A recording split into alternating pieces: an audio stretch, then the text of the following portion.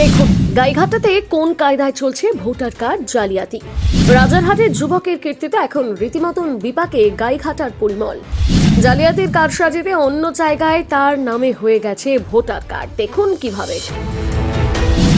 গণতান্ত্রিক অধিকারের অন্যতম ভিত্তি হলো ভোটার পরিচয়পত্র, কিন্তু সেই পরিচয়পত্র নিয়ে যদি জালিয়াতি হয় তবে তা কেবল একজন ব্যক্তির অধিকার হরণ করে না, পুরো নির্বাচন প্রক্রিয়ার বিশ্বাসযোগ্যতাকে প্রশ্নের মুখে ফেলে দেয়।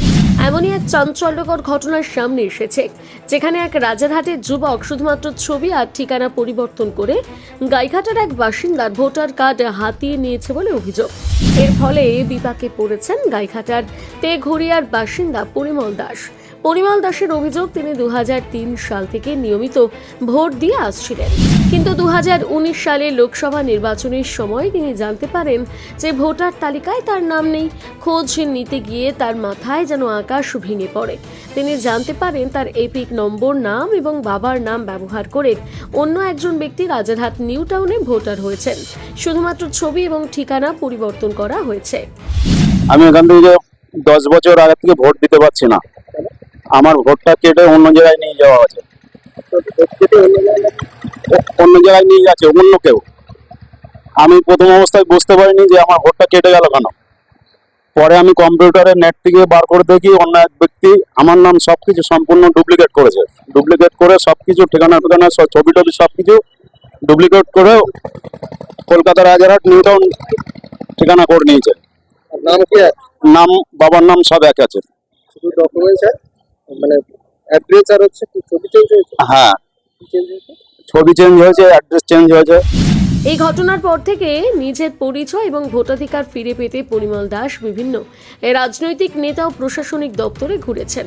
অবশেষে তিনি গাইঘাটার বিডিও নীলাদ্রি সরকারের কাছে লিখিত অভিযোগ দায়ের করেছেন। বিডিও এই ঘটনা খতিয়ে দেখে দ্রুত ব্যবস্থা নেওয়ার আশ্বাস দিয়েছে। উনি যে ওনার অভিযোগের ভিত্তিতে আমরা তদন্ত করে দেখব এবং রাজারহাটের যে ইআরও আছেন সংশ্লিষ্ট যে ইআরও ওনাকে জানানো হবে। সেটা আমাদের ওটা রেকটিফিকেশন করে দেওয়া হবে। ওনার ভোটার কার্ড আবার এখানে ট্রান্সফার করিয়ে আনতে হবে, ওনাকে সেটা সেভাবে আমরা গাইড করে দেবো। এই ঘটনা প্রকাশ্যে আসার পর থেকে শুরু হয়েছে রাজনৈতিক তরজা। গাইঘাটার বিধায়ক সুব্রত ঠাকুর এই ঘটনা নিয়ে বলেন, পশ্চিমবঙ্গে 1 কোটিরও বেশি ভুয়ো ভোটার আছে। তৃণমূল কংগ্রেস মৃত এবং ভুয়ো ভোটার রেখে নির্বাচনে জেতার কৌশলে পারদর্শী হয়ে গেছে। এটা হিমশৈলের চূড়া মাত্র। এটা টিপ অফ দ্য আইসবার্গ, একটা পাহাড়ের চূড়া, এর নিচে পুরো পাহাড়টা বাকি। পশ্চিমবঙ্গে প্রায় 1 কোটির উপরে ভুয়ো ভোটার আছে এবং বিভিন্ন সময়ে প্রশাসনের যে প্রভাব খাটিয়ে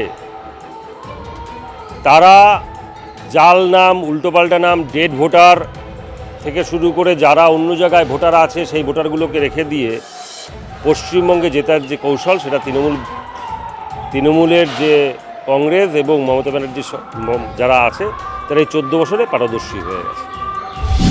অন্যদিকে বনগাঁ সাংগঠনিক জেলা তৃণমূল কংগ্রেসের সহ সভাপতি নরোত্তম বিশ্বাস এই অভিযোগ অস্বীকার করে বলেন, এই ধরনের জালিয়াতি দেখার দায়িত্ব নির্বাচন কমিশনের। যদি এমন কিছু হয়ে থাকে তাহলে কি কেন্দ্রীয় এজেন্সি ঘুমিয়ে আছে? বিরোধীরা নিজেদের ব্যর্থতা ঢাকতে প্রশাসন দলের ওপর দোষ চাপানোর চেষ্টা করছে। আমি তো বলবো এ সমস্ত কিছু আধার কার্ড, ভোটার কার্ড, এগুলো তো সেই সেন্ট্রাল থেকে সব কিছু দেখা হয় বা করা হয়। সেই ক্ষেত্রে এই ধরনের অভিযোগ যদি করে থাকে তাহলে নিশ্চয়ই কেন্দ্রীয় সমস্ত এজেন্সি হয়তো ঘুমোচ্ছে। আমার যেটা মনে হয় তারা তাদের মতো কাজ করুক, তাদের মতো বলুক, তাদের মতো করুক, তাদের মতো ধরুক। এ বিষয় নিয়ে আমি তৃণমূল কংগ্রেসের পক্ষ থেকে বলতে পারি বা আমাদের দলীয় নেতৃত্ব নিশ্চয়ই বলবেন, এমন কাজ কেউ করে থাকলে 100% অন্যায় এবং আইনের পথে চলে। অনেকেই মনে করছে এটি শুধু একজন পরিমল দাসের সমস্যা নয়, এটি গণতন্ত্রের মূল স্তম্ভে আঘাত। প্রশাসন যদি দ্রুত পদক্ষেপ না নেয় তাহলে এমন ঘটনা ভবিষ্যতে আরও ঘটতে পারে, যা সাধারণ মানুষের মনে নির্বাচন প্রক্রিয়ার ওপর থেকে বিশ্বাস উঠিয়ে দেবে।